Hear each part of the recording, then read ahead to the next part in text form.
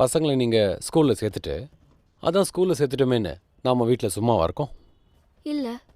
Teachers பாடம் சொல்லி கொடுத்திருந்தாலும் வீட்டுக்கு வந்த உடனே மறக்காமல் நீங்களும் சொல்லிக் கொடுக்குறீங்கல்ல? கண்டிப்பா சொல்லி கொடுக்குறோம்.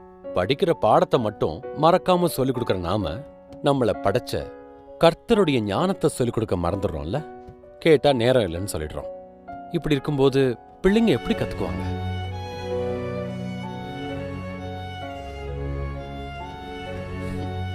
ஏன் சிஸ்டர், வாரத்தில் ஒரு நாள் தானே சண்டே கிளாஸ், அன்னைக்கு ஒரு நாள் ஸ்பெஷல் கேர் எடுத்து சொல்லிக் கொடுங்கன்னு சொல்றதுல தப்பு இல்லை. ஆனால் வாரம் ஃபுல்லாக குழந்தை உங்கள் 2 பேர் கூட தானே இருக்காங்க.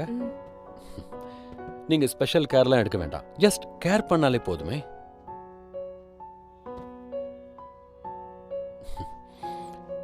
எப்பவும் பேரண்ட்ஸ் நம்ம தான் பிள்ளைங்களுக்கு முன்னுதாரணமாக இருக்கணும். பிள்ளையானவன் நடக்க வேண்டிய வழியில் அவனை நடத்து, அவன் முதிர் வயதிலும் அதை விடாதிருப்பான் அப்படின்னு பைபிள்லயே சொல்லப்பட்டிருக்கே.